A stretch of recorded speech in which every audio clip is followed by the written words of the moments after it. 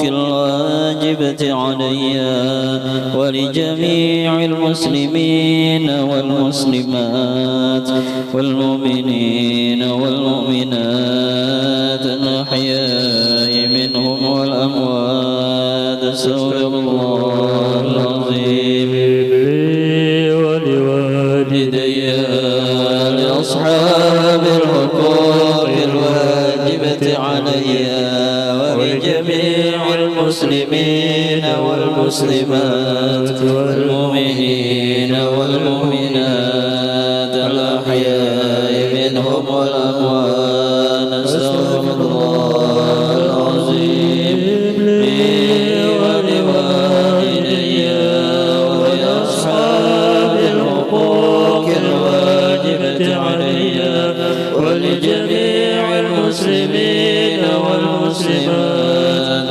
والمؤمنين والمؤمنات الأحياء منهم والأموات. فاتحة إلى حضرة النبي المصطفى رسول الله صلى الله عليه وسلم، ثم إلى أرواح آله وصحبه وأزواجه وذريته وأصحابه وأنصاره وأتباعه ومحبه إلى يوم القيامة.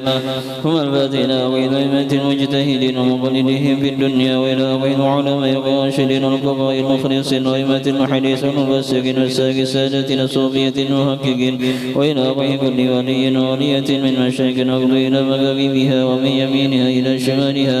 ثم الفاتحة إلى أرواح والدينا مشايخنا وجميع المؤمنين والمؤمنات والمسلمين والمسلمات الأحياء منهم والأموات. ثم إلى أرواح شيخنا الفاضل الحاج محمد زين بن وعبد الغني والحاج محمد بن علوي المالكي والشيخ حسن محمد منشاد والشيخ حسن اليمين والشيخ عبد الله بن عمر، وخصوصا إلى أرواح الشيخ محمد بن محمد العنزب صاحب مولد العنزب الشيخ لله لهم الفاتحة. أعوذ بالله من الشيطان الرجيم. بسم الله الرحمن الرحيم.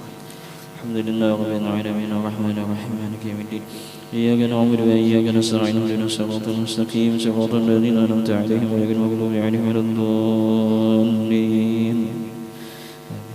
يا رب صل على محمد المصطفى الكامل المكمل. يا رب صل على محمد، يا رب صل عليه وسلم. يا رب صل على محمد المجتبى الفاضل المفضل. يا رب صل على محمد، يا رب صل عليه وسلم. يا رب صل على محمد نبينا الشافع المبجل. يا رب صل على محمد، يا رب صل عليه وسلم.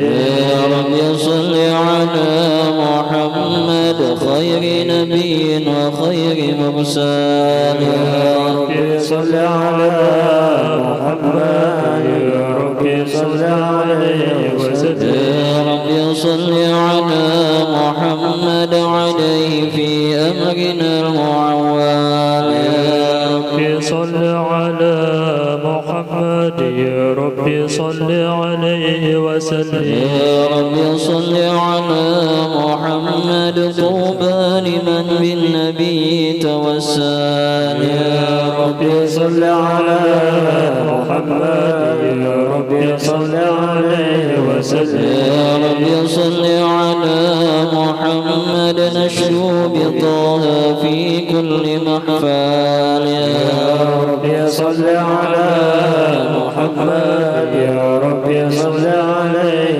وسلم. يا رب صل على محمد مطلوبنا بالنبي تسهل. يا رب صل على محمد، يا رب صل عليه وسلم. يا رب صل على محمد جل ذخر لنا مؤمل. يا رب صل على محمد، يا رب صل عليه وسلم. يا رب صل على محمد جد يا جوالا لنا تفضل. يا رب صل على محمد، يا رب صل عليه وسلم. يا رب صل على محمد وفق لكي نقتفي ونعمل.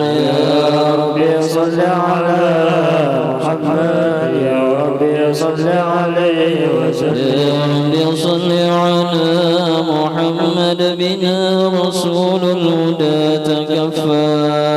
يا رب صل على محمد يا رب صل عليه وسلم. يا رب صل على محمد قسنا ودارك يا من تجمل. يا رب صل على محمد يا رب صل عليه وسلم. يا رب صل على محمد بجاهه ربنا تقبل. يا رب صل على محمد يا رب صل عليه وسلم. اللهم صل وسلم وبارك عليه وعلى آله. أعوذ بالله من الشيطان الرجيم. بسم الله الرحمن الرحيم. إنا فتحنا لك فتحا مبينا ليغفر لك الله ما تقدم من ذنبك وما تأخر ويتم نعمته عليك ويهديك صراطا مستقيما وينصرك الله نصرا عزيزا. لقد جاءكم رسول من أنفسكم عزيز عليه ما عنتم حريص عليكم بالمؤمنين رؤوف رحيم. فإن تولوا فقل حسبي الله لا إله إلا هو عليه توكلت وهو رب العرش العظيم. إن الله وملائكته يصلون على النبي. يا أيها الذين آمنوا صلوا عليه وسلموا تسليما. اللهم صل وسلم وبارك عليه وعلى آله. ربي خلق طه من نور فيه ترام فيه ترام ناداه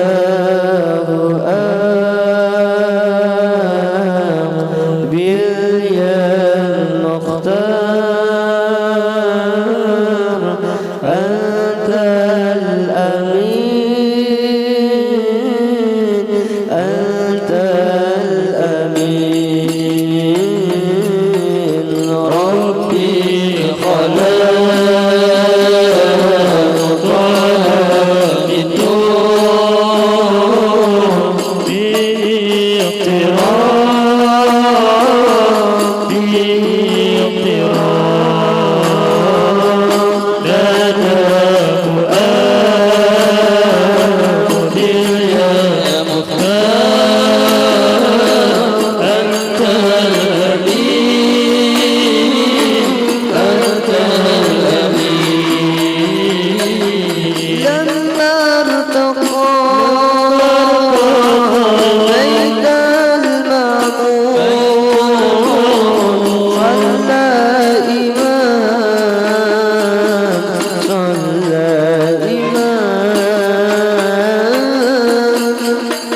تقى البيت المعمور صلى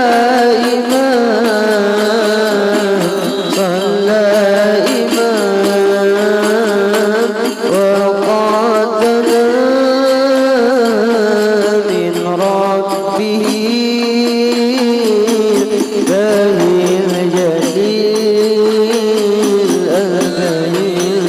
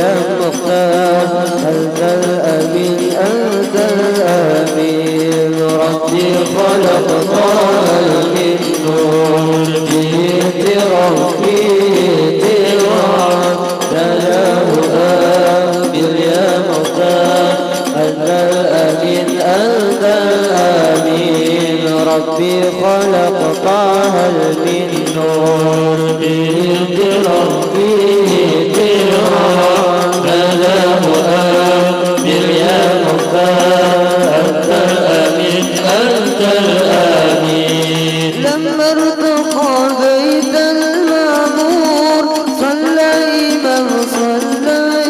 إمام وقدنا من ربه باهي الجليل البهي الجليل لما ارتقى بيت المعمور صلى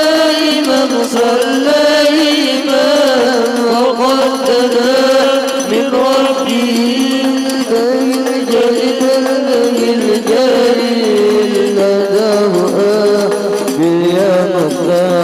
أنت الأمين أنت الأمين ربي خلق طه من نور به ربي تراب ناداه أمير يا مختار أنت الأمين أنت الأمين ربي خلق طه من نور به ربي تراب ناداه أنت الأمين أنت الأمين إن رمت أنت قاضي الحور يوم الزحام صل على باهي الأنوار عين اليقين إن رمت أنت قاضي الحور يوم الزحام صل على باهي الأنوار عين اليقين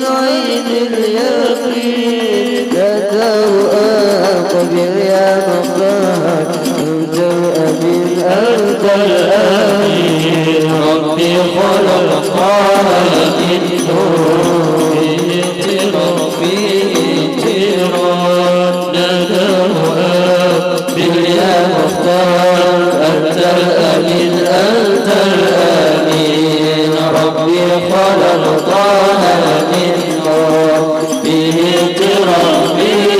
تراب ناداه أمير يا مختار أنت الأمين أنت الأمين اللهم صل وسلم وبارك عليه وعلى آله بسم الله الرحمن الرحيم الحمد لله الذي قد أوجد من نوره نورا به عم الهدى سبق العوالم في الوجود بأسرها فالكل منه في الحقيقة مبتدى أعني بذلك نور من ساد الورى وزكت عناصر الشريفة محتدى المصطفى خير الخلائق من سما وعلى على فلك سيادة سوددا صلى عليه مسلما مولاه مع آل له وصب ما نجم بدا ورحمة للعالمين ونعمة فاضت على كل البرية بالندى هذا وأرجو الله من إفضاله عونا على نظم لمولد أحمد كي تنعش الأرواح عند سماعه وتقلد الأسماع درا نضدا يا رب عطف بالصلاة ضرحه ولم عليه سلام ذاتك سرمدا اللهم صل وسلم وبارك عليه وعلى آله اعلم بأن الله قدر سابقا تكوينه هذا الجناب المفردا إذ قال جل لقبضة من نوره كوني بقدرتنا الحبيب محمدا فهو الحبيب المجتبى قدما كما قد صح هذا بالدليل وأسندا وعليه في الأزل النبوة أفرغت ولنا به المولى المعظم أسعدا وبوجه آدم لاح هذا النور إذ خرت ملائكة المهيمن سجدا ولسائر الأصلاب منه منقل حتى استقر بوالديه وأبدا وحمى الإله من السفاح أصوله وعنوا به شرفا أزيلا أمجدا ولوالديه الرب قد أحيا كما قد جاء هذا في الحديث وأيدا قد آمنا حقا به فاستوجبا كل النجاة وبالجنان تخلدا فهما يقينا ناجيان ومن يقول بخلافنا ضل السبيل وأبعدا وكذا جميع أصوله مأواهم دار النعيم كما رواه من اهتدى يا رب اعتق صلاة ذبحه وآدم عليه السلام ذاتك سرمدا اللهم صل وسلم وبارك عليه وعلى آله يا سيد السادات يا باب الحمام يا سيد السادات يا باب الحمام يا من على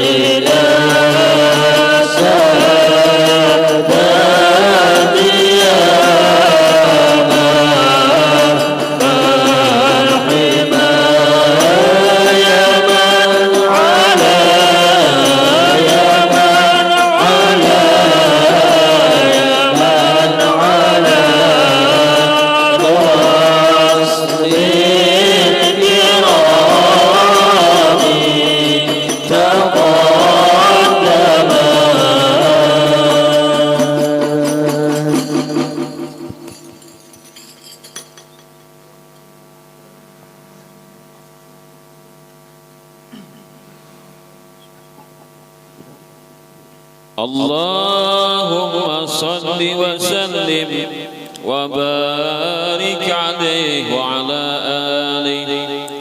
فهو النبي محمد ابن ذبيحهم من كان عبد الله كهفا سيدا، وبعبد مطلب أبوه لقد دعي، وهو ابن هاشم الجواد المقتدى، عن ابن عبد مناف من ينتمي لقصي بن كلابهم مجري الصدى، وهو ابن مرة نجل كعبيب الذي للؤيهم نسب ابن غالب العدا، ذاك ابن فهر من أبوه مالك، قد كان حصنا للأنام ومعضدا.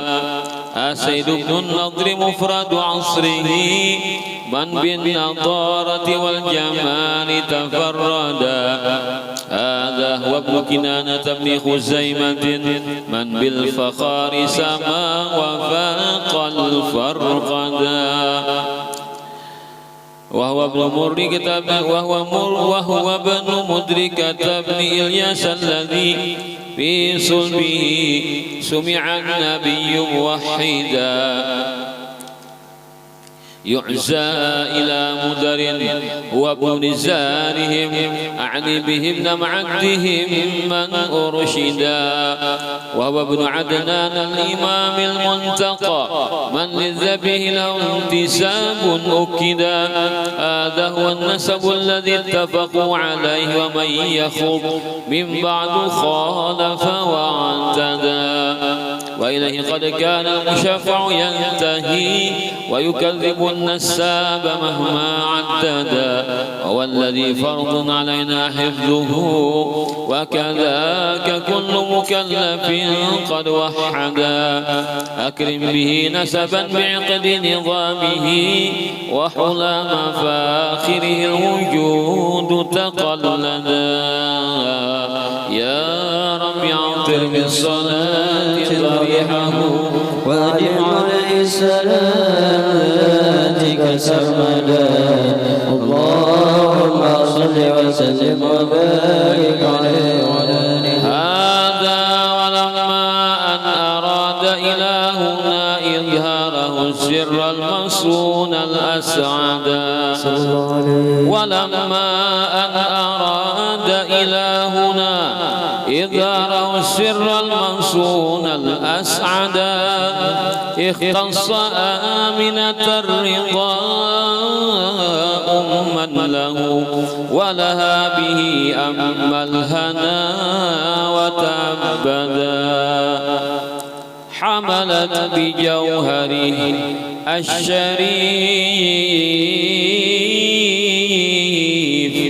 وما شكت ثقلا ولا وهنا بها طول المدى. حملت بجوهره الشريف، وما شكت ثقلا ولا وهنا بها طول المدى. حملت بجوهره الشريف، وما شكت ثقلا ولا وهنا بها طول المدى. وهواتف الرحمن قد هتفت بها، وبسائر الأكوان قد سمع النداء. وتقول يا بشراك قد نلت المنى، وحملت خير المرسلين الأمجدا. صلى الله على سيدنا محمد صلى الله عليه وسلم. صلى الله على سيدنا محمد صلى الله عليه وسلم. صلى الله على سيدنا محمد صلى الله عليه وسلم. صلى الله على سيدنا محمد صلى الله عليه وسلم. صلى الله على سيدنا محمد صلى الله عليه وسلم.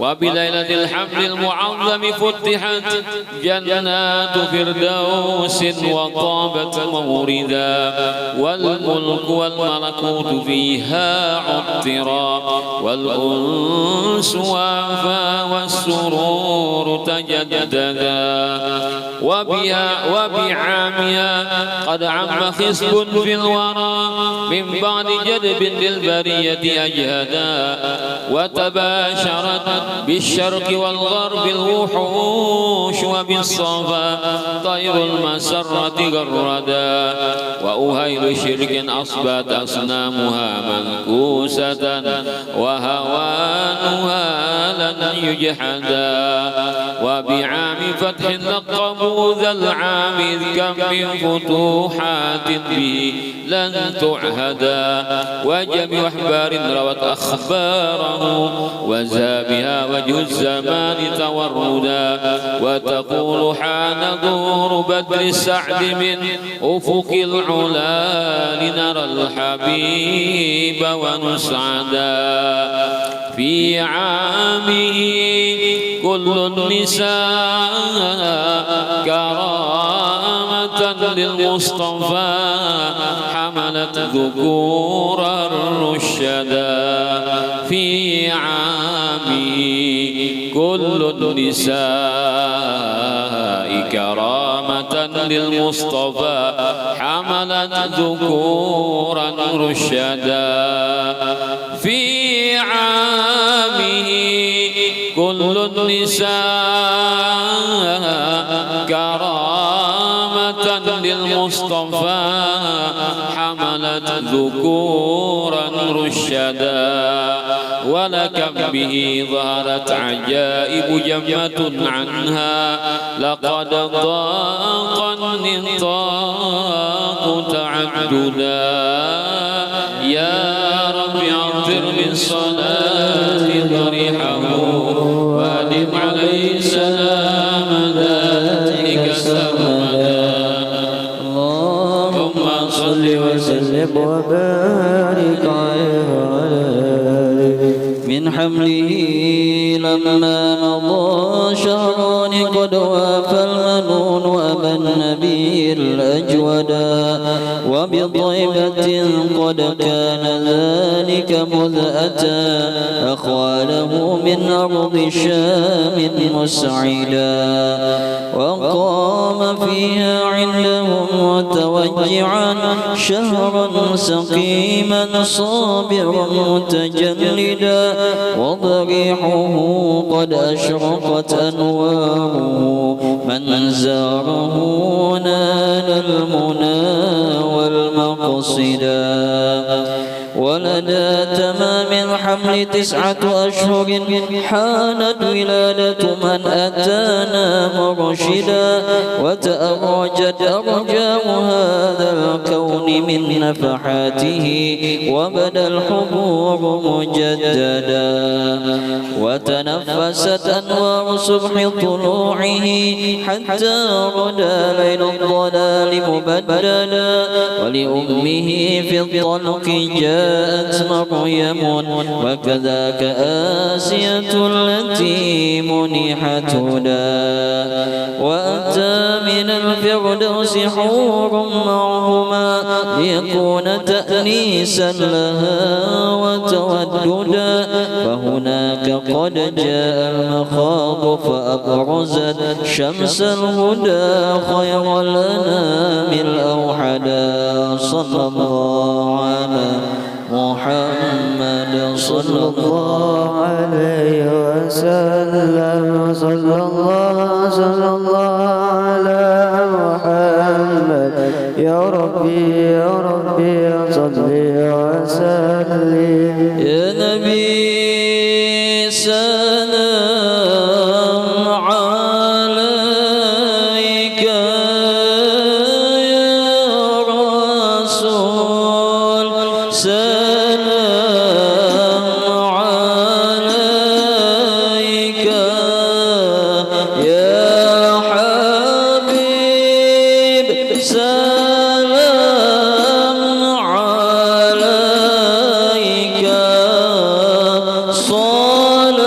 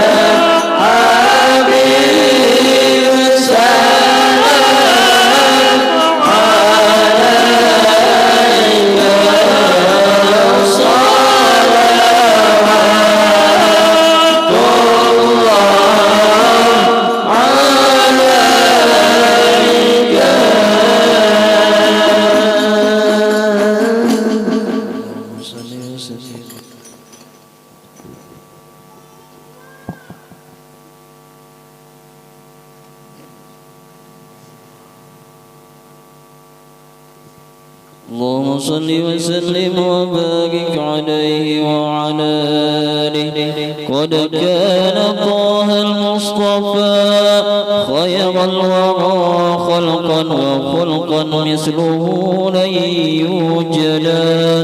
مبيض لون قد تشرب حمرة ذا قامة مربوعة سقيت ندى. سهلا لخد كثلحيته التي قد شرفت عظيم رأس مجدا.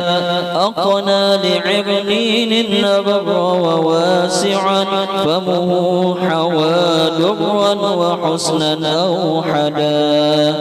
وكحيل طرف كان سيدنا كذا ذا جبهة فاقت هلالا أرشدا. وحوى حواجب زججت وتفلجت أسنانه محمر خد أوردا. وإذا مشى متكفئا فكأنما ينحط من صبب على مسترشدا. من حسن طلعة وجه الشمس اكتست وبنور ضوء جبينه البدر ارتدى. ويفوح منه شذا يفوق بطيبه مسكا ذكيا مستطابا أجودا. ويعظم الشرفاء والفضلاء ولم يحكر فقيرا بل نداه تعودا. ولأهله ذا خدمة متواضعا لله في دار الفناء زاهدا. والثوب يرضع بل ويخصف نعله والعذر يقبله ويصبح عن عدا. لله يرضى ثم يغضب إن فشت حرماته إذ في عواكبها بردا. وتهابه كل الملوك جلالة ولمن يلاقي بالسلام قد ابتدى. ويمازح الأصحاب حق مزاجه ويمازح الأصحاب حق مزاحه. ولهم بنصح لا يزال مسددا. كم من خصائص ليس يحصر جمعها وبها ختام الرسل أضحى مفردا. يا رب عطر بالصلاة ضرحه وأدم عليه سلام ذاتك سرمدا. اللهم صل وسلم وبارك عليه وعلى آله. ناجاك قلبي خاشعا ولساني.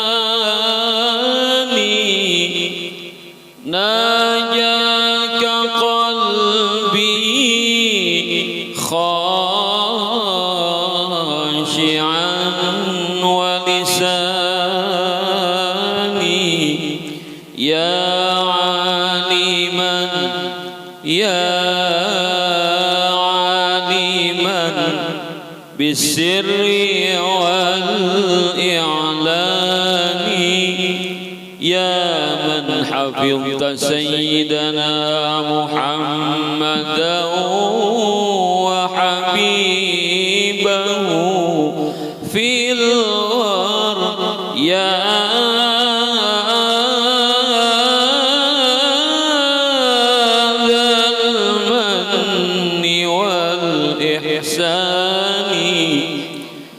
فرج كروب المسلمين جميعهم.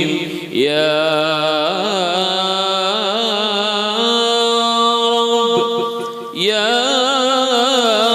رب فرج كروب المسلمين جميعهم واحفظ علينا نعمة الإيمان. أزكى تسليمي تهدى إليك يا طه أزكى تسليمي تهدى إليك يا طه أزكى تسليمي تهدى إليك يا طه وصلاة الباري المالي تترى عليك يا طه جئت بالخير يا نبي والدين النور يا نبي جئت بالخير يا نبي والدين اليسر يا نبي من يرد خطاك فجواب لك تسليمي دون إليك يا طه وصلاة الباري المالي تترى عليك يا طه جئت بالخير يا نبي والدين اليسر يا نبي جئت بالخير يا نبي والدين اليسر يا نبي من يخط خطاك فزوافنا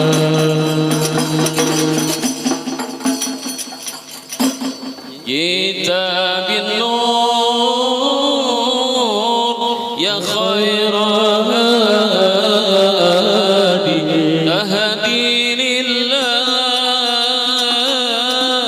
كل العباد جئت بالنور يا خير هادي تهدي لله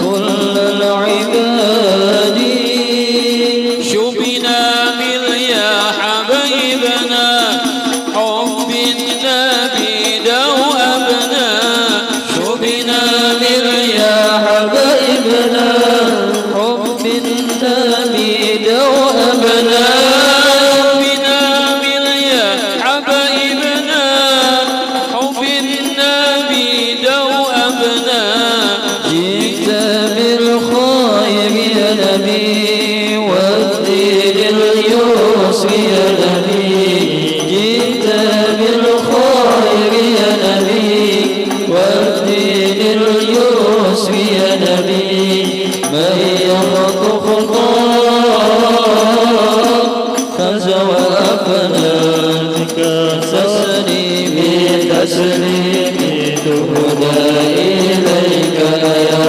طه وصلاة الباقي المالي تترى عليك يا طه جئت بالخير يا نبي والدين اليسر يا نبي جئت بالخير يا نبي والدين اليسر يا نبي من يخط خطاك فزوابنا الله رعاك على الشباب جمعت بشفاء كل الأنام الله رعاك على الشباب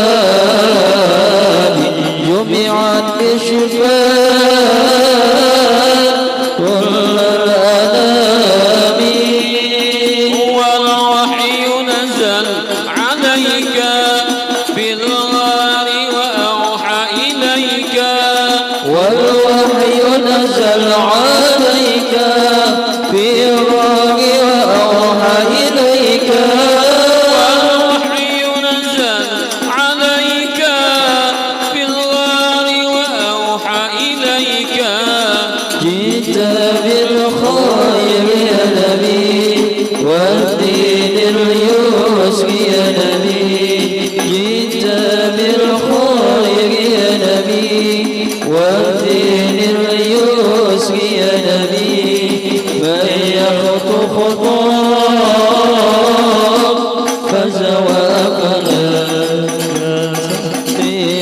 تسليمي وهدى إليك يا طه الصلاة المالي أمامي تتبع عليك يا طه جئت بالخير يا نبي والدين اليسر يا نبي جئت بالخير يا نبي والدين اليسر يا نبي فيحط خطاك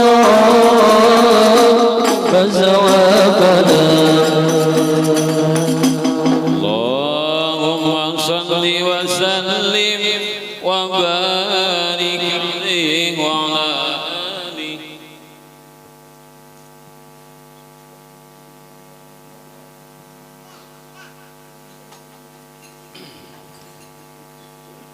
بسم الله الرحمن الرحيم. السلام عليك يا رسول الله، السلام عليك يا أبا فاطمة، السلام عليك يا جد الحسن، السلام عليك يا جد الحسين، السلام عليك يا جد زينب، السلام عليك يا سيدة فاطمة بنت رسول الله، السلام عليك يا أم الحسن، السلام عليك يا أم الحسين، السلام عليك يا أم زينب، السلام عليك يا أم المؤمنين يا سيدة خديجة بنت خويلد، السلام عليك يا أم فاطمة، السلام عليك يا أم رسول الله، السلام عليك يا سيدة آمنة بنت وهاب، السلام عليك يا أمير المؤمنين يا علي بن أبي طالب، السلام عليك يا أبا الحسن، السلام عليك يا أبا الحسين، السلام عليك يا أبا زينب، السلام عليكم يا أمة محمد في مشارق الأرض ومغاربها الأحياء منكم والأموات ورحمة الله وبركاته.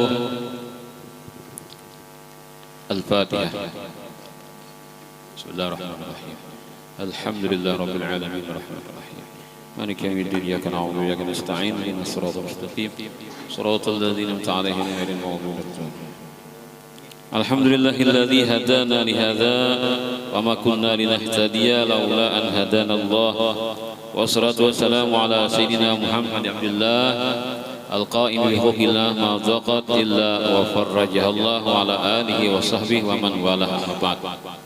Alhamdulillah kita dapat berkumpul kembali di malam Rabu ini guna bersama-sama membaca Maulid Nabi SAW. Dari kita baca Maulid Syekh Muhammad bin Muhammad Al-Azzab Ad-Dimyati. Kemudian kita teruskan dengan pembacaan kitab agama yang kita fokuskan sekarang kepada ilmu tauhid dan keutamaan Rasulullah. Syair daripada Al-Imam Sayyidi Ahmad Al-Marzuki, "Fallahu mawjudun qadimun baqi mukhalifun lil khalqi bil itlaqi." Maka setelah engkau diberitakan kepada engkau bahwa Allah itu wajib kita kenal dengan menghafal 20 sifat yang pasti bagi Allah, maka dimulailah pertama Allah itu adalah mawjud, ada. Pertama yang kita hafali Allah Ta'ala bersifat ada. Yang kedua qadim, Allah bersifat qidam, arti qidam sedia, tidak ada awalnya. Kemudian baqi, Allah bersifat baqa, kekal, tidak ada habisnya. Mukhalifun lil khalqi bil itlaqi, Allah Ta'ala itu berbeda bagi makhluknya secara mutlak. Nah, kita mengenal nang ada ini kan dua aja. Allah nang menciptakan, nang lain pada Allah adalah makhluk. Dua tuh bang dah. Punya Allah makhluk. Bila lain Allah makhluk tak? Bila lain makhluk Allah tak? Kalau ada nang tengah-tengah Allah ada makhluk ada adalah dua aja. Allah lain makhluk. Bila Allah lain makhluk, bila makhluk lain Allah. Kada ada tengah-tengah, pokoknya kan antara kada. Nah, Allah itu sifatnya ada, kemudian dikuatili dengan tidak berawal, kemudian tidak berakhir. Ada, tidak berawal, qidam, atau qadim, tidak berakhir baqa. Nah, Allah Ta'ala kada sama lawan yang lain. Berarti yang lain pada Allah Berarti adanya itu hanyalah ada sementara. Kalau kita boleh katakan ada, manusia itu adanya sementara. Karena apa dikatakan sementara? Adanya kita nih sebelumnya tiada dulunya ada, ibadah ada, tiada pulang. Berarti kita nih takapit tiada. Yalah, takapit tiada sama bohong. Jadi adanya kita nih incaan. Adanya kita nih incaanan. Alah, dulu ada kisah kita kan. Dulu ada kisah kita kan ada dulu kan. Si pangaran macam mai. Alah, ada kok. Misalnya kita lahir tahun 90. Nah, tahun 89 ada kisah kita lah. Ada kisahnya belum? Pak lahir, anak si Anu lahir, laki si pangarannya si Anu kan. Nah, ada kisah umur sehari, umur seminggu, umur sebulan, umur setahun, 2 tahun, 10 tahun, 20 tahun, 30 tahun, 40, 50, 60, 70, mati. Si Anu mati dah. Hilang deh kisahnya kan. Nah ada hanyalah kenang orangnya mana diligi itu kisah asal dililihatan dia. Diligi asalnya kadada pulang. Maka kembali dia itulah sifat makhluk. Nah Allah ada sama makhluk. Nah jadi berbalikannya berarti makhluk itu pada hakikatnya tiada, kemudian adanya makhluk itu punya awal, punya tanggal lahir, kemudian makhluk itu akan berakhir pula. Nah, jadi habis simpunakan orang kan hancur dunia nih, simpun beratan. Yalah, bila hancur dunia ini simpun beratan, maka akan melanjutkan pada babak selanjutnya alam arwah, alam dunia, alam barzakh, maka akan masuk kepada alam yang keempat yaitu alam akhirat. Orang beriman itu percayalah kalau kita percaya bila kematian hidup pun biasa, itu kan kita berarti percaya. Orang yang paling awam kan percaya, apalagi orang lebih ilmu. Pokoknya asal Islam aja pasti percaya ada akhirat setelah dunia. Ya Guru Bakri, dunia ini bukanlah terminal akhir. Dunia ini bukanlah terminal yang terakhir, masih ada lagi sambungannya karena episode yang keempat itu alam akhirat. Tapi kalau orang kada percaya dengan akhirat, biar KTP-nya Islam, maka orang itu pada hakikatnya sudah murtad. Bila kada percaya dengan alam akhirat, orang itu sudah murtad. Karena masalah akhirat itu adalah rukun iman. Bila kada percaya dengan akhirat, berarti rukun imannya hancur. Ada sebuah nang runtuh. Bila runtuh sebuah, runtuh saja. Karena nang rukun itu tihang. Bila tihang itu sebuah aja rubuh maka habis meriwat bangunannya. Timpang hancur. Ini harus sakit berataan, harus tegak berataan. Rukun iman ada 6. Pertama, percaya kepada Allah. Kedua, percaya kepada malaikat. Ketiga, percaya kepada kitab-kitab Allah. Keempat, percaya kepada para rasul. Kelima, percaya kepada akhirat. Nah, keenam, percaya dengan qadha dan qadar. Itu semuanya adalah dari Allah. Arti qadha itu apa? Keputusan. Qadar itu apa? Kejadian yang sesuai dengan keputusan tadi. Pak kejadian sudah takdirnya ada kayak itu. Ya qadar ya takdir kan bahasa lainnya. Jadi kita lagi percaya. Nah, Pak kejadian apa terjadi kan? Apa karena terjadi dalam dunia nih? Ingatkan untuk nang terjadi itu sesuai dengan yang telah Allah putuskan. Jangan tamsi orang film itu skenario-nya ada dah. Tinggal menjalani. Pak terjadi, itu udah takdirnya dah. Nah, bila kejadian ingatkan ini sudah takdirnya. Tapi tadi kan masalah takdir itu kalau pas lawan agama, pas syariat, aja sudah sambat. Tapi bila kada pas, jangan disambat-sambat. Misalnya orang melakukan dosa, lalu ucap, aku nggak dosa ini sesuai dengan takdir Tuhan. Nah, walaupun bujur, nanti sambat itu bujur, tapi tujuannya hendak mencari kambing hitam. Artinya Allah Taala ditiwasnya dengan kejahatan ia lakukan. Maka ini walaupun secara hakikat itu benar, tapi adabnya syariatnya luput. Malahan orang itu bisa jadi murtad karena menghurut lawan Allah Taala. Boleh.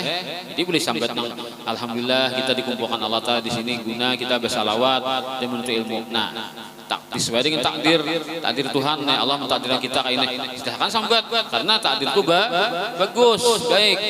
Yang buruk-buruknya disambat. Itu ngarannya hendak maniwas ke Allah Taala. Nah, bila jadi guru sekumpul rukun iman kan 6 dari dah 5 kan. Nah, itu nang panantuannya kita tuh beriman kata iya takdir. Bila kita sarik lawan takdir, berarti iman kita nang mulai percaya kepada Allah sampai kepada akhirat tuh goyah. Berarti iman kita tuh kada baik, kada beres.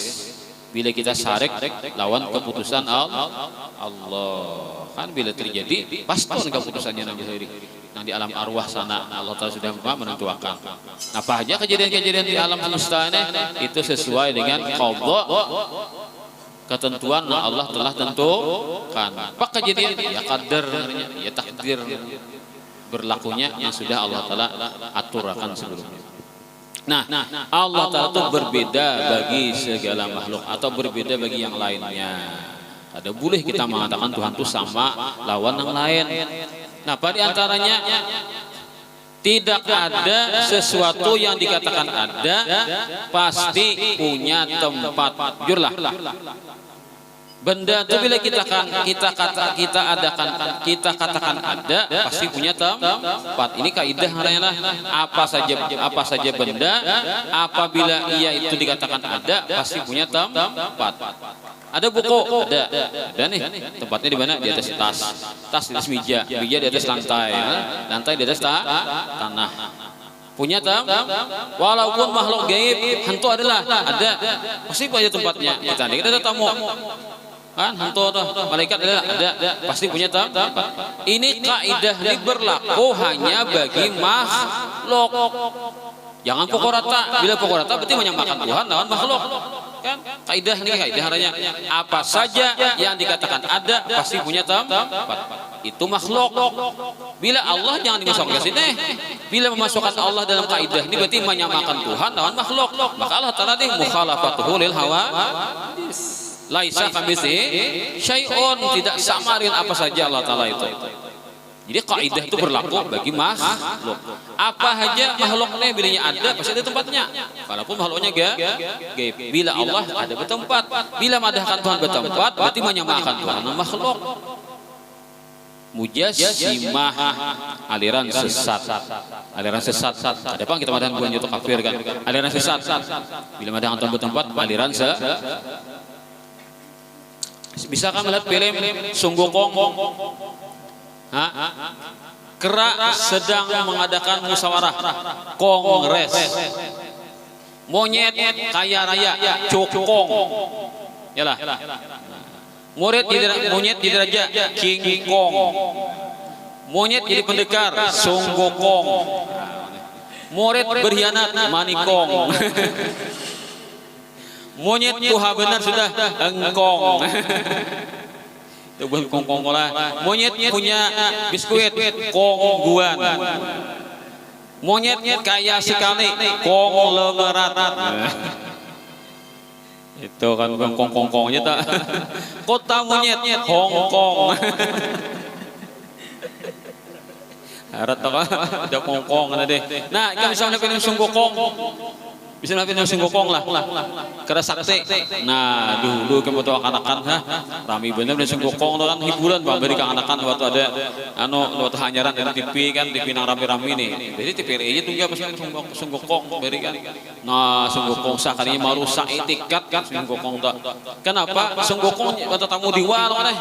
Diwa di atas lah langit sampai diwa aja kalah sunggokong kan menangkap sunggokong lepas kan? Kesaktian keranya nih. Sampai Tuhan ya kalah. Lalu digambarkan oleh mereka orang Buddha tuh Tuhan itu di atas langit. Nah, maka bila kita mengatakan Tuhan di atas langit, berarti Islam kita nih itikat kita sama itikat lawan Sunggokong. Masa Islam bisa makan Buddha? Apa kata dunia namanya? Bawa betanang musyaharat. musuh harap orang dulu gibili dia tibili orang jakawan bawa betenang lah aja jangan dikarasi musuh harap ada kawan aja harus saling hati aja aku mah menghantamnya aja marah bukti kan binian orang asal mau pacaran soalnya orang dulu gibili pas tampar orang mau tampar aja mana bawa betenang jakawan mana aja apa ngaras hati kamu aja hantamnya musuhnya. Apa tadi kisahnya? Jadi kada boleh memadahkan Tuhan bertempat. Bila memadahkan Tuhan bertempat sama lawan etikat Tuhan sunggokong. Sunggokong itu Islam tak ada Islam mana? Islam tuh mulia mana? Jangan disama-samakan dengan agama selain Islam. Ada dalilnya aja, ada Qurannya aja. Seorang ada paham mana? Karena kurang pek. Ini gara-gara piknik enggak, saya udah paham jadinya. Imam Malik tuh ditakuni kayak pajurang ayat Quran itu ujar sidin bila manakuni masa itu ya bid'ah jadinya. Kita wajib beriman jadi untuk ayat Quran beriman. Caranya kayak apa? Kita kada tahu sidin, kada tahu. Jangan digambarkan kayak pacaranya. Nangaran Tuhan beristiwa atau apa pacarnya jangan digambarkan sidin. Bila cangkal betakon bid'ah sidin. Nanti ya hapok kan dipukulnya Imam Malik. Padahal Imam Malik itu salaf toh, asli salafi Imam Malik toh. Tapi bebannya kan bila kada cocok lan alirannya hanya lain salaf. Jadi ngaran salafi itu jubahnya Imam Ahmad aja. Bila kada Imam Ahmad kada salafi, kan kita kan Syafi'i Pak Guru Muhammad salafi kita nih. Kada diakunya salafi, harus Imam Ahmad jubahnya yang dipakai pendapat Imamnya pulang Imam Ahmad pulang harus sesuai dengan Ibnu Taimiyah pulang. Ampun Imam Ahmad banyak Imam Ahmad pendapat ini bila kada sesuai dengan Ibnu Taimiyah ditinggal pulang. Nah, akhirnya berbalus pas halus lagi ini kokowit gigi lagi kan. Kalau halus sudah alirannya, kalau dipersempit. Nah, kan. Nah, jadi masalah ayat Quran itu kan jangan coba-coba mentafsirkan semaunya kan. Akibatnya akan bertentangan dengan ayat yang lain laisa kamitslihi syai'un. Kawalah malah pesan itulah. Pokoknya bila madahkan Tuhan bertempat tabadingkol lawan ayat laisa kamitslihi syai'un. Karena kan bertempat itu adalah makhluk, sedangkan Allah kada sama makhluk. Ya, kayak mana muakan dua ayat itu menjadi kontradiksi. Quran itu ada kontradiksi, tidak ada ayat yang bertentangan antara ini satu dengan yang lain. Ketika dibenturakan laisa kamitslihi syai'un lalu ngalih kemana muakan jadinya ada kita napa istiwa itu istiwa nang Allah layak istiwanya itu bagi Allah dan kita kada perlu tahu kayak apa istiwa tuh nah berarti kita beriman itu satu pendapat. Kemudian pendapat khalaf artinya aliran yang memodifikasi kan berdasarkan dalil banyaknya apa arti istiwa menguasai nah ngaran menguasai itu kan mesti menempati kalau kan Hulu Sungai Utara dikuasai oleh seorang kepala daerah namanya bupati.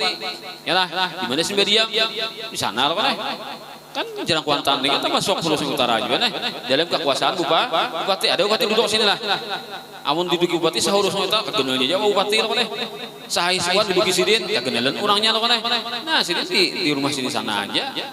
Itu tuh nangaran menguasai kada perlu menempati itulah Ahlus Sunnah wal Jamaah. Dua caranya. Pertama baca artiakan dengan arti yang kita serahkan maknanya kepada Allah. Titik. Jangan bayang-bayang lagi, jangan mikirkan lagi. Yang kedua kita bisa mentakwilkan dengan takwilan yang menyelamatkan. Itu Ahlus Sunnah wal Jamaah. Kemudian waqaimun ghani wa wahidun wahai. Qadir muridun alimun bi kulli syai. Nang kalimat adalah qiyamu bi nafsih. Berdiri itu ada Allah dengan sendirinya. Maha kaya. Nah, nangaran maha kaya itu kada perlu kepada tempat. Ini buktinya kita makhluk nih kada sugih kita nih. Kita makhluk nih kada sugih buktinya kita duduk harus ada kadudukan. Kalau kada bertempat kita lah. Kada kawa ada bertempat. Kita ini berhajat memerlukan tempat. Itu buktinya kita ini makhluk. Allah Ta'ala itu ada kada memerlukan tempat. Kada memerlukan tempat Allah Ta'ala ada. Bila memerlukan tempat berarti berhajatan tempat. Maka orang sugih Allah Ta'ala itu. Nah, wa qaimun gani wa wahidun wahai. Allah itu maha kaya, maha esa wahdaniyat. Dan Allah Ta'ala maha hidup. Dan Allah Ta'ala itu maha kuasa. dan Allah Ta'ala itu maha berkehendak, dan Allah Ta'ala itu maha mengetahui. Nah, Allah ketahui itu semuanya, apakah itu nang wajib atau nang mustahil ataupun nang jaiz, diketahui oleh Allah. Nanti akan kita paparkan masalah ta'alluq ini. Kemudian nanti Pak Qudratul Iradat sama Basar, kita harus kita baca tentang keistimewaan umat Muhammad ini. Kita sambungin adalah sedikit lah, ada waktu lagi.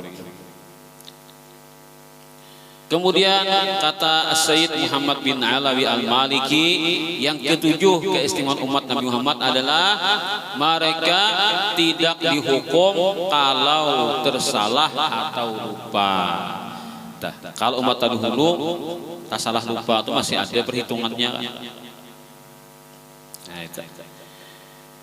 Dan Allah tidak segera menghukum mereka ketika Allah Ta'ala mengharamkan sesuatu makanan atau minuman.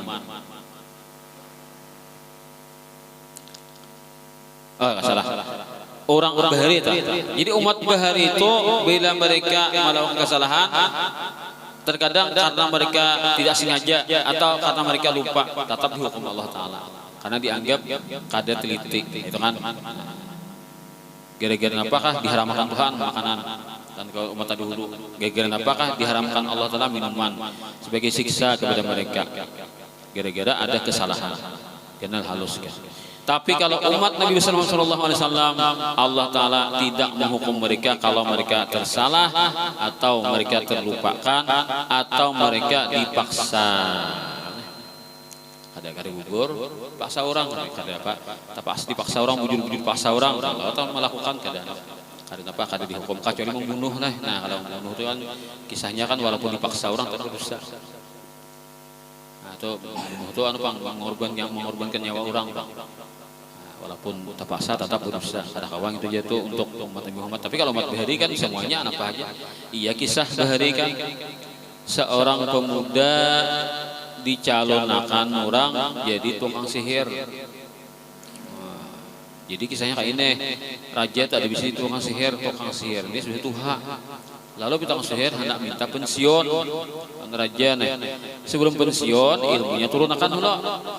Lalu diadakan pemilihan yang kontes pilihan. Adakah pemuda ketika kanak-kanak remaja lah, nangkawa menerima pelajaran ini, nang kira berbakat lah.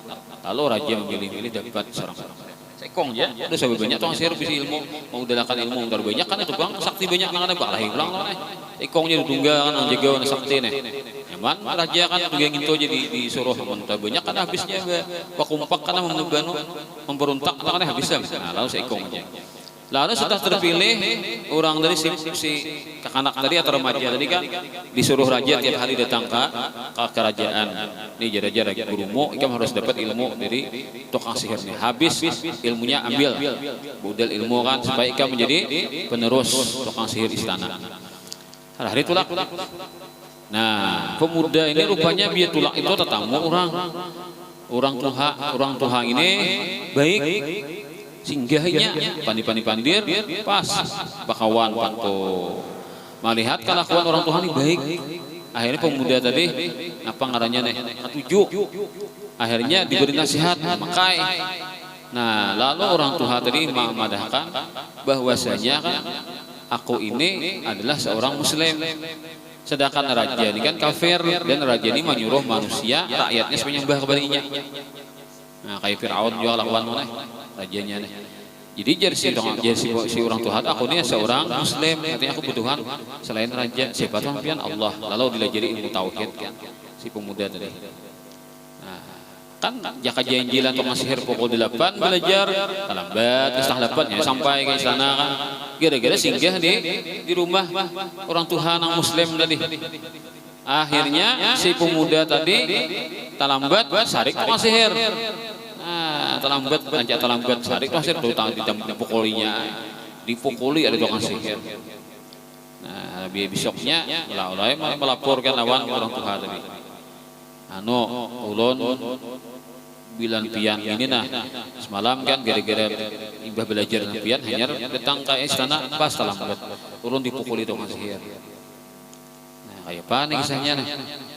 Nah, kayak ini aja jasiden kan, jadi orang tua dari ikam kayak ini aja, biar aja ikam terus duduk di sini kan, aku melajari. Cuma bila ikam tak lambat kena bebadah nonton sihir, aku sibuk di rumah tadi, ditahan oleh keluargaku oleh suatu urusan, kita lambat, adanya bahwa itu sihir. Bila balik ke rumah pulang karena bila ditakuni orang di rumah, apa aja lambat balik padahal kan, tong sihir macam-macam tugas di sekolahan mana, supaya kawa bertamu orang tua tadi. Dapat pelajaran hari-hari. Nah, terus berjalan kan ilmu sihir diambil, ilmu tauhid diambil juga dari si orang tua tadi. Lalu pada suatu hari si pemuda dia hendak ke istana, maliwati anak ke istana kan, hantulah ke istana belajar atau sebelum bertemu tuan Tuhan kalah atau setelah bertemu orang Tuhan nih. Jadi kisahnya di tengah jalan tuh ada monster. Nah, kayak paham monsternya nih, dinosaurus kah kira lah. Nah, mengganggu lah orang, takutan orang. Pokoknya di orang dikutaninya atau kan di dunia lalunya bisa mengikat, bisa dibunuhnya kan, matinya ya binatang dimakannya. Lalu si pemuda ini mengambil batu. Ya Allah, hari ini buktikan siapa yang benar, siapa yang salah. Ilmu nang orang Tuhan ataukah ilmu tauhid yang bujur, ilmu tentang sihir kan bujur. Buktikan ya Allah. Nah, apabila disebut bujur ilmu tauhid yang diajarkan orang Tuhan itu, maka dengan sebiji batu nang kanang halus ini, nah dibandingkan monster benar kan, batu nang kayak genggam ini, nah tawakan ke monsternya kalah. Bila nya kalah monster berarti ilmu orang Tuhan bujur. Ambil batu sabigi kayak genggam tawakannya, anak monster mendebokkan padahal kada gencang ada. Langsung monsternya kabur, langsung buka lari atau riwayat itu rabah kan itu mati kah? Ini adalah kada lari mati telah saya cerita monster itu kada mengganggu manusia lagi. Kalah dengan sebiji batu kayak genggam tadi. Nah, berarti inya membuktikan bahwa ilmu orang Tuhan itu bujur, ilmu tukang sihir itu salah. Maka inya yakinlah kepada agama Islam. Karena inya mempercayailah agama kerajaan atau tukang sihir mengajari kekufuran dari ilmu sihirnya tadi. Lalu inya lapor lawan orang Tuhan. Nah, jangan Tuhan sampai itu berarti ilmu itu masak dari ilmu itu kan berhasil ikam, berarti masuk dari ilmu itu di hatimu, ikam sudah diberi Allah keyakinan. Ikam ini karena indah gini tahulah keyakinanmu itu mantap. Apa aja masalah orang bila ikam berdoa dikabulkan Tuhan. Karena keyakinanmu sudah sampai. Keyakinanmu sudah mantap. Siapa aja kan minta doakan ikam doakan kabul langsung. Karena ilmumu sampai sudah, keyakinanmu sudah sampai. Karena dibuktikan Allah Taala. Cumalah ikam ini karena imbah ikam tadi ikam pengabulan doa. Ikam jangan dikenal masyarakat kena. Kamana-mana kalau kenal ikam, karena ikam ini viral jangan kena. Nah, jadi viralnya ada pakai nama YouTube lah, ada pakai nama kamera kan, ada pakai nama aplikasi, ada pakai nama medsos. Jadi viralnya tuh untung katalinya aja kan. Ikam ada macam viral, terkenal karena di mana-mana. Nah, aku madahkanlah bila ikam sudah viral, terkenal, jangan berbadah bahwa ikam ini muridku. Jadi si orang tua tadi kan, nggih, iya. Dasarnya boleh ke rumah kan, boleh ke rumah. Tak ada aja ada orang sakit gigi kan lah, jurang ikam ini kan belajar hari-hari ke istana. Aku sakit gigi nah, tolong bang sembuhkan. Nah, bacanya doa kan, bacakannya doa, tiupakannya ke benyu misalnya kan, kinom, kontan sampai sakit gigi. Berkisah ke rumah, ikam dia nang ada masalah apa aja, giring kasih tahu aja, apa hajatmu minta doakan dengan si pemuda dah. Nah, ada pulang orang sakit parut misalnya kan, doakan, ya sembuh pulang. Orang ada apa aja kan, ada hajat-hajat keperluan, lapor ke situ, doakannya kabul, doanya kabul. Nah, akhirnya terkenal kan. Ya kan orang nang dapat kebaikan, kan orang nang kena tolong ini biar kada usah dipasani kan. Ini promosi gratis. Yalah. Kita tuh nolongi orang lah nih, orang yang kita tolong itu senang. Kada usah gini papasan. Nyatakanlah ikam lah, bahwa tolong ini, nyatakan aku. Karena promosi ikam ngaman bedahan ke orang lain ya, bedahan beda aku harat kan tolong ini. Kada usah bedah kan. Ya bisa ya madahkan seorang lah nih. Misalnya kita surprise kan, membikin apa kan, bikin HP kan, bikin semotor kan, bikin alat apa kan. Ada orang tuh harap membikin tempat, baik deh. Pasti kita promosi, bisa dibayari kan.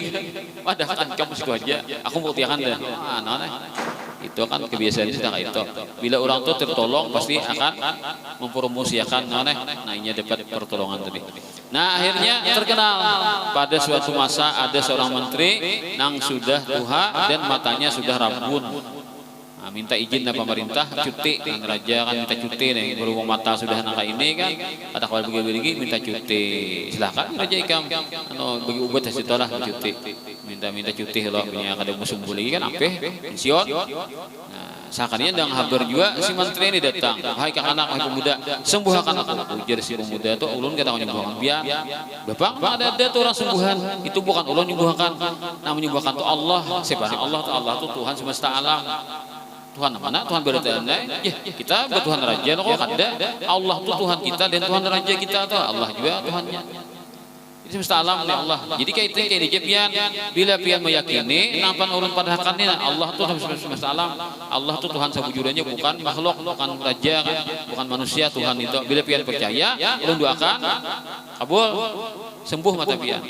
Itu aja iya aku percaya dengan depan ikam sampaikan. Ya tamsi kita kan masuk Islam lah. Jangan lima syahadat kan. Setelah itu doakannya ada sebujur kontan, ampih sakit mata langsung. Ampih matanya apa rabun. Melihat terang isok lu datang ke istana ya apa aja datang pulang makan cuti sembuh raja bener bubat wahai menteri raja ada seorang anak lampang belajar tukang sihir semalam nampian suruh belajar hari ke istana itu kah berarti sukses lah tukang sihirku malah jadi ke anak lo nih sudah buka praktek ini kan pengobatan apa alternatif raja ujarnya kan ini nyembuhkan kenapa ujarnya nyembuhkan tuh Allah Ta'ala siapa Allah Ta'ala tuh Allah Ta'ala tuh Tuhan kita Tuhan semesta alam ya maka aku jadi yang Tuhan nih ada Tuhan pian biar aja sarik kayak raja kan ikam jadi publik kadang jangan lagi 4-6 aliran itu kan ini bahaya nih ini kan mau bisa lawan politik nih guncang kan akan kerajaanku kan gara-gara orang beda agama satu agama aja raja kan kawat diatur kan ada ini agama hanyar ini bisa guncang nih politik terganggu nah ikam aja bolehkah tetap tempat pemuda atau aku raja yakin sudah Allah itu Tuhanku dan Tuhanmu Tuhan semesta alam gitu jadi aku tangkap ikam dipukuli raja si menteri tadi sampai mulai salah dibunuhnya lah pemudanya hiau pemuda hiau siapa malah jadi ikam nih padahal kan tukang sihir kan tadi tukang sihir bisa malah jadi kayak itu kan Abim Salabim jelas jadi kan ilmunya abrakadabra ada yang malah jadi nak itu berarti ada ikam guru di lain siapa gurumu ada mengaku pukuli pas sambat guruku ada orang tua bilanya tulak mulai rumah ke istana singgah di rumah Sidin di sini alamatnya datangi aja tangkap Sidin tak burung kada kemana kan pas tangkap akhirnya si rahib pada si orang tua tadi kan ternyata orang alim rahib akhirnya kan orang alim ternyata menyamar jadi orang biasa ditangkap raja disuruh raja mempercaya agama raja kada hakon kan imannya kuat akhirnya disuruh raja panggil akan raja gergaji bila kada hakon dinya menyembah akon aja raja maka dipanggil dua mulai bubunan sampai ke paningkangan digergaji bahari kan gergaji lapah nyari manusia menggergaji wah ini sinso pak atau apa kita apa orang gede kurban deh orang apa orangnya alat apa nama betul apa nyebut dia apa aja dia apa orang betul dia apa orang dia apa orang bisa apa alat betul lah putar lah gurinda pasangi orang tuh kan putar pasangi orang apa gergaji nang bulat tuh lalu kayak alat wah ini kan cepat lo kan pak pakai dua kan anginin gergaji ya pak orang manusia di gergaji nyaman lah melihat gitu takutan apalagi merasakan lalu diandak di sini di bumbunan di gergaji percaya kadang aja jadi aku tatap kada mau berlepas kenapa ya nih pelajarannya orang bahari walaupun terpaksa bila berucap kata-kata mengafirakan jatuh kafir berarti orang bahari montongnya ada boleh mengihakan apalagi hati kalau umat Nabi Muhammad ketika Ammar bin Yasir disiksa oleh Abu Jahal api kan wasi itu di dedang dan di api kan dibakar di api waktu pijar ada di kepala kan Ammar bin Yasir ada tahan Sidin pas Sidin mengucapkan menyatakan diri kada percaya Nabi Muhammad lagi himongnya Abu Jahal kan sukses ya Abu Jahal aku nih mengapirakan umat Nabi Muhammad nang setia bener nih gara-gara ada siksa nangis sih kan manang Abu Jahal kan berhasil nih intimidasi kan sampai umat Nabi Muhammad sahabat Rasulullah bakafir di depan Abu Jahal. Lalu turun Al-Quran illa man ukriha wa qalbuhu mutmainnum bil iman. Kalau orang terpaksa, lalu berucap di muntong kata-kata kafir, tapi karena terpaksa hatinya tetap beriman dengan Allah, maka ia kada itu kafir. Ini bedanya umat Nabi Muhammad dengan umat Nabi Muhammad. Kita terpaksa kafir karena kada tahan lagi kan kisah orang berpaksa kafir, selamat kita, tetap kita beriman, berarti hati kita akan mengikuti. Tapi orang bahari biar di hatinya kuat, tapi untungnya sudah berucap kata-kata kafir, maka kada diampuni. Sudah kafir itu orang tua. Sehingga pendeta ini bahasanya manahan orang tua tadi. Disandang aja sakit itu sampai panggil dua. Apa yang kepentingan? Panggil dua. Mati syahid. Nah, jaraja ini menteri sudah dibunuh kan, orang tua sudah dibunuh, tinggal bunda sekong lagi. Bila kading ini bila dimati, ini kan tampaknya menyebarkan agama baru nih. Harus selesaikan. Tapi aku jaraja kada akan mati di depanku. Anu kan kada kesatria kan membunuh di depan nih. Jadi jaraja anu jadah nah para pengawal bawa ke gunung. Sampai ke puncak gunung kana tawarinya nah hidup mati ka. Bila nah hidup kembali kepada menyembah raja. Bila kada hakon lempar mati selesai, mati terhempas mulai atas gunung. Jadi awaknya hancur kan rambok maneh terhempas mulai atas gunung. Bawa ya 10 bawa kan dapat melawan 10 bae puncak gunung nama ancam maneh gunungnya menari-nari goyang ibor gunung bigel gunung menari mana ini gunung berguncang-guncang apa ada pakaian lagi guguran bereta ada pemuda ada gugur santai aja bulik-bulik Imbah bulik datang ke istana, ya jalan-jalan Pak, ada mati, benar kawanan, guguran berdan, gunungnya nang mano, gunungnya berguncang-guncang mana, gunung kata kawan bimak lagi guguran berdan pas matian, ulun kata apa, jalan-jalan, panggil pulang pasukan, bukan angkatan laut pulang dibawa, nanti angkatan darat dibawa lah, angkatan laut pulang. Bawa nih, apa? Karena bila sampai di tengah lautan, tawari, hidup kan mati kah? Bila hidup, kembali nyebar saja. Bila kadakon, timbai, akan ia mati di tengah lautan, dimakan atau jadi santapan, anu iwak tuh aneh atau mati lamas di lautan.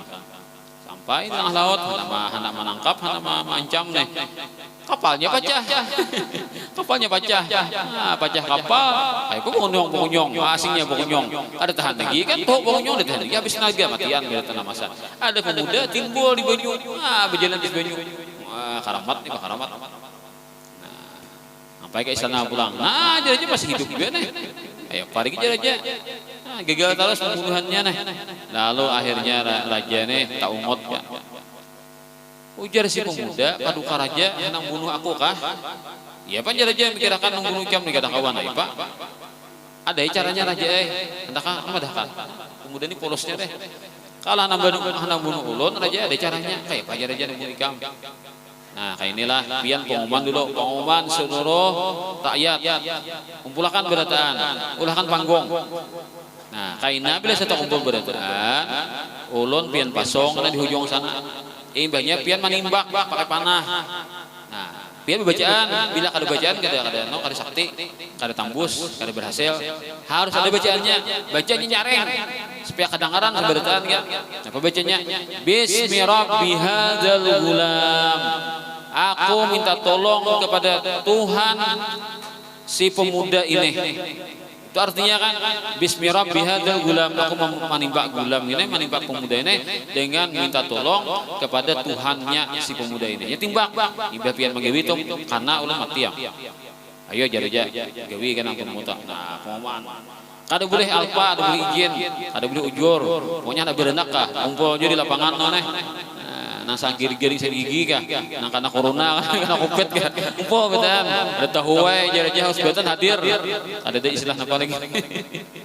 Ya tamsil kita wah inilah kira-kira kan, mau giring nampak aja hadir betan, kan harus syaratnya itu. Nah, tanpa jaraja mujur makai kan. Kumpulan berdaan sudah di lapangan, di aula di atas anwa, di atas yang panggung. Dengarkan jarajana, lihat aku ini sakti kan, ini pemuda ini sudah gagal terus membunuh, aku mampu membunuhnya. Dengarkan. Bismi rabbi hadzal gulam, timbaknya panah dasar karena di pepilingan sini, karena di pepilingan, lalu pemuda ini menjepai panah tadi, menjepai, dadah mengucur, mati. Ore jaraja berhasil, aku berhasil. Raja tabung mulai lawan nanti bacain apa? Aku minta tolong lawan Tuhannya pemuda ini. Berarti rakyat naharat itu ada raja, raja itu ada Tuhan, ada lagi naharat ya Tuhannya pemuda nih. Nah, apa ada padanya? Rakyat amanna bi rabbi hadzal gulam. Kami sabaratan percaya beriman kepada Tuhannya pemuda ini. Islam sebenarnya orang di mana di halaman tadi. Nah jadi banget mati 1 tumbuh 1000 judulnya gini kan. Kalah tatik aja aku nih mulai salahnya kan bujurnya mati deh tapi saling banyak kan menyambut imannya tadi. Nah mereka padanya beriman. Berarti raja ini gak ada harap. Ini minta tolong lawan Tuhannya pemuda ini. Nah akhirnya raja stres soalnya jangan berikan raja kurung lah dikurung apa nih nang sama nih demi pun tentara mengurung bapang ulahkan raja parit ulahkan lubak aneh surah apa tak wasama idatil buruj aneh qutila ashabul ukhdud telah dilaknat orang-orang anak buah raja nang maulah parit baca membunuhi orang beriman. An-nari dzatil waqud, api dinyalakan di situ dalam parit itu. Idhum 'alaiha qu'ud, mereka menunggui di situ. Wa hum 'ala ma yaf'aluna bil mu'minina syuhud, mereka melihat bagaimana mereka telah berbuat kezaliman terhadap orang-orang beriman. Wa ma naqamu minhum illa an yu'minu billahil azizil hamid. Namulah banyak orang beriman do, padahal dari syarikat mereka beriman dengan Allah Ta'ala. Kenapa orang beriman dimusuhi? Dan seterusnya kan ayatnya itu kisahnya tuh di surah Al-Buruj itu kan kisah kejadian. Nah kejadian ini setelah zaman Nabi Isa. Pemuda ini di Yaman kejadiannya. Lalu kan imbah itu dinyalakan api dalam parit tadi diancam siapa yang hendak hidup maka dia harus kembali kepada menyembah raja bakapir pulang daripada Tuhan namanya imani tadi. Tapi bila kadahakon menyembah raja tunjul ke dalam parit gugur ke api mati dimakan api. Banyak nama tian kan ya kuat imannya sudah kadahakon tunjul mati. Raja membantai rakyatnya sendiri kan gara-gara ini kadahakon beriman dengan raja kadahakon menyembah kepada raja. Pas ada kejadian waktu itu seorang ibu-ibu sedang membawa anak yang masih halus masih nyusu. Apa ikan pian bu menyembah raja kah tetapkah percaya lawan si pemuda tadi? Anda berbeda aku percaya kepada Allah aja tunjun orang mati seorang mati masih mending anak masih nyusu ini kasihannya. Aturannya kan anak ini panjang umurnya kan, kenapa ini sampai jadi korban juga ikuti mamanya amun dilapas anak junung ke orang rugi juga kan, kayak apa atas sia juga anak junung ke orang. Bila seorang pilih mati, matilah anak. Bila milih hidup, berbadalah raja, bahwasanya kembali menyembah raja. Ada lagi apa iman lawan Tuhan yang gulam tadi. Nah, bingung mamanya, sekalinya anaknya ambil nyusul, pian maai betajun aja, tetap pian percaya kepada Allah, pian bujur deh maai, jangan khawatir, kita bujur maai, jangan khawatir. Kakaknya bersuara, masih nyusul bersuara. Nah pada wani sih, aku percaya kepada Allah, bukan percaya kepada raja sebagai Tuhan. Noneh tunjuk orang matian juga. Ceritanya itu kan kakak bisa pandir waktu masih nyusul. Nah di zaman Sayyidina Umar ada terjadi apakah entah orang menebut tanah lah atau tanah tabungkar tak dapat ada jasad manusia yang masih utuh di dalam kubur tangannya nak ini ditarik kurang tangannya keluar darah mengucur lepas surang bubur kurang tangan itu mungkin itu adalah pemuda nang di kisah Ashabul Ukhdud tadi itu zaman Sayyidina Umar pernah orang tatamu kuburannya kan masih utuh masih nang kada hancur itu kejadian ada di kitab ada salah ceritanya itu dalam kitab Tarahul Labid. Ya inilah yang kita baca hari ini. Semoga kita selamat dunia akhirat. Semoga iman kita selalu dijaga Allah Ta'ala bagaimanapun keadaannya.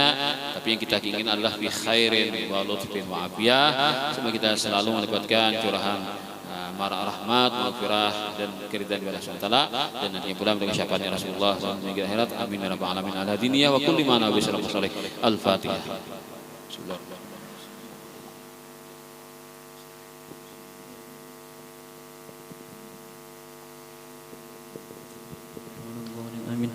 آمين يا الله يا رب العالمين. بسم الله الرحمن الرحيم. الحمد لله رب العالمين. اللهم صل وسلم على سيدنا مولانا محمد وعلى آله وصحبه أجمعين. وهنا قدم ما رمناه من نصب لمولده زاء متفردا، فلنسأل المولى المقدس ولنقل يا من إليه المنتهى والمبتدا. ندعوك يا غوث العباد بجاهه كن في الخطوب لنا معينا منجدا، وعلى عوائدك الحسان فأجرنا، فالكل أضحى بالجميل معودا.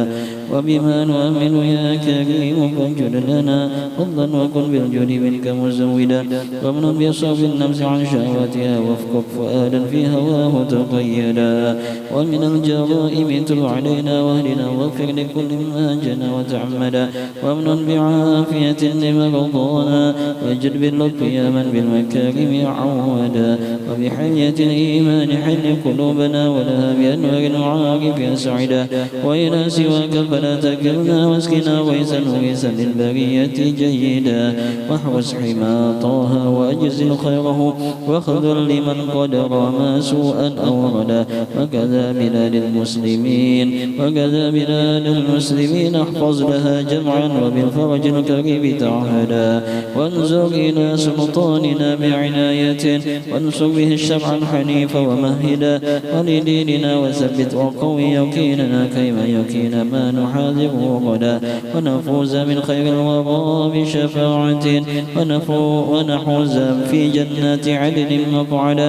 ولعبدك العز بالفكر محمد منشي في دار الكرامة خلدا. وادم له حسن الجوار بطيبة وارزقه سرا عن سواك مجردا. ولوالديه اغفر كذا ذرية وامنحهم الستر الجميل مؤبدا. وشيوخا وأحبة ولقارئ ولسامع يسري إليه ممجدا. ولمجري هذا الخير واشكر سعيه واجعله في مهد القبول ممهدا. وأجب دعانا إذ وعدته وهب لنا حسن الختام فحاشا تخلق موعدا. والصلاة مولانا وتسليم على أزكى شفيع للبرية قددا. والآل والصحب ما أنبت صبا فأمانة الغسن رطيبا أمدا. سبحان ربك رب العزة عما يصفون وسلام على المرسلين الحمد لله رب العالمين. الفاتحة.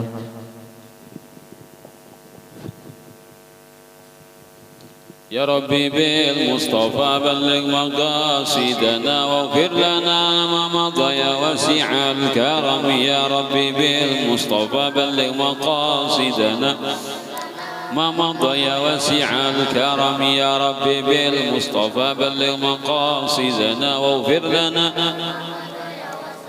كرمي. لي خمسة نطفي بها هر الوباء الحاطمة، المصطفى والمرتضى وابنهما والفاطمة. لي خمسة نطفي بها هر الوباء الحاطمة، المصطفى والمرتضى وابنهما والفاطمة. لي خمسة نطفي بها هر الوباء الحاطمة، المصطفى والمرتضى وابنهما والفاطمة. تقبل الله منكم.